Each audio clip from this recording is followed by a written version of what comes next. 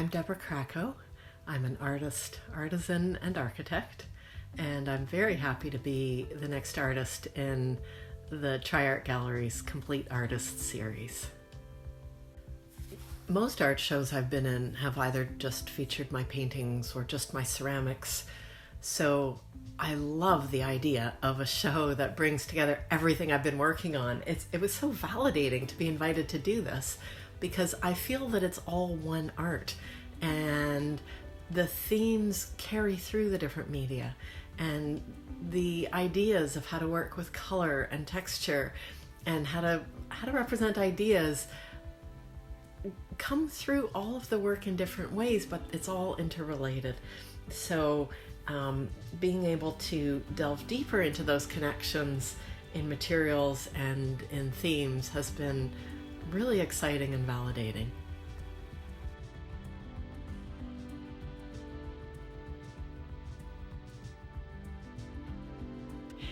When my husband Rob and I were in our 20s, we were living in downtown Montreal. We had just had a baby, and we needed to think about how we were going to live our lives. And it was partly a question of affordability and partly that we had both had some experience with rural living and knew that the way we wanted to live and to raise our family wasn't really going to be possible on our budget in the city.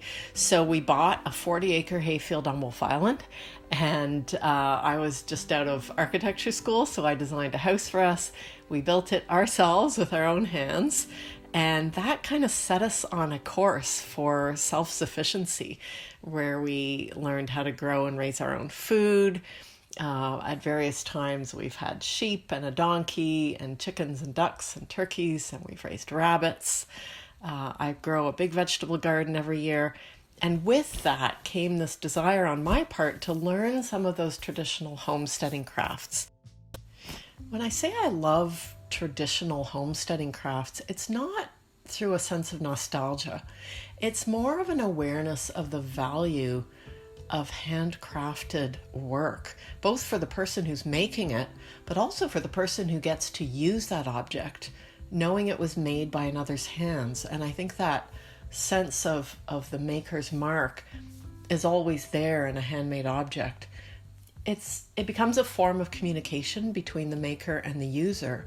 And I think it's really foundational to our culture and to creating community.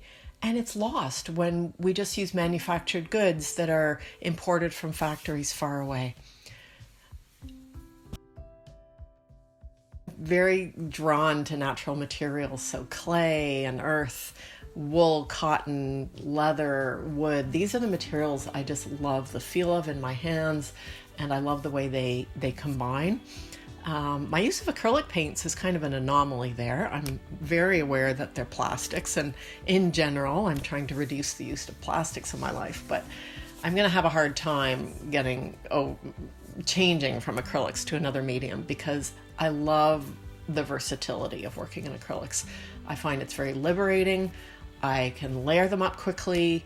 I can work light over dark or thick over thin or vice versa. I can paint in thick, buttery strokes or thin fluid glazes in any order. And because acrylics are basically white glue with color added, I can collage other materials into a painting at any stage. So I just love that flexibility and the way they allow me to just let the painting speak to me as it's going along and not necessarily have to plan everything out from the beginning.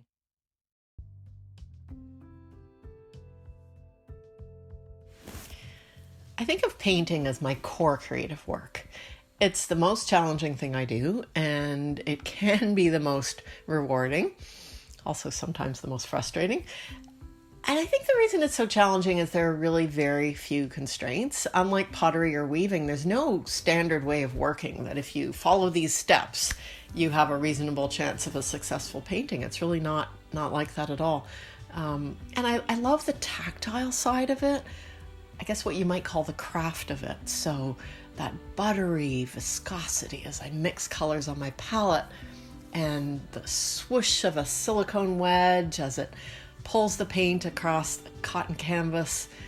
the textures, the soft textures that you can build up as you layer acrylic paint.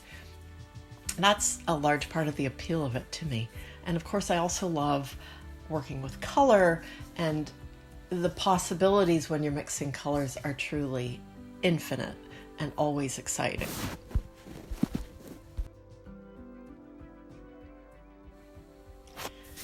Painting is where I can best express myself creatively because it's where my work is really most unique and individual. It's also where I'm the most experienced, which is probably why. And I expect and I hope that as I progress in my skills with ceramics and with fiber, that those creations will also become more personal and creative. And yeah, I'd really like to see it go in that direction, and I think it's starting to with ceramics, particularly with ceramic sculpture. And I think my weaving will. I have visions of of expressing myself creatively in weaving as well. But for now, it's definitely painting where I feel the most. I feel that it's the most uniquely mine. Been working with ceramics for a few years, but compared to painting, I'm still a relative newbie at pottery, and the wheel can be absolutely magical when things are going well and incredibly frustrating when it's not. The clay, when it's wet, is quite an amazing material because you don't think of earth as having elasticity, but clay is very elastic, and yet a finished pot has such a solid, earthy feel. So I've been working on a line of versatile farmhouse pottery that can move from garden to kitchen to table.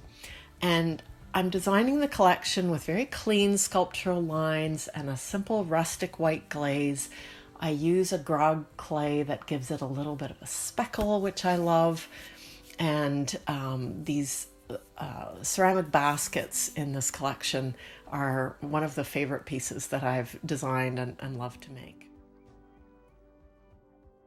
I've really enjoyed thinking about ways to carry the rural living theme across different media.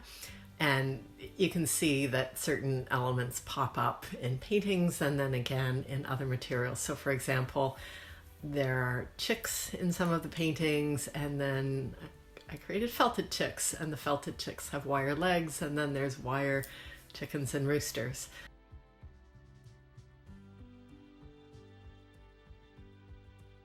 We collect eggs every day, so we have a traditional wire egg basket, which has appeared in a painting, but I've also created some ceramic egg baskets. So this has been really fun, just thinking of all the ways that both the materials but also the rural living theme can intersect in my work.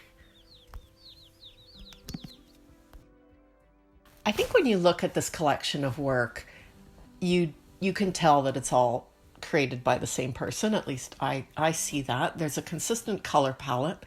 There are recurring visual elements such as dot grids and gingham.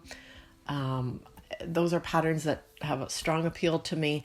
There are thematic unifiers like chickens and cows and homesteading in general, which really provides endless subject matter for my paintings, but also has given rise to many of the traditional crafts that I'm now exploring.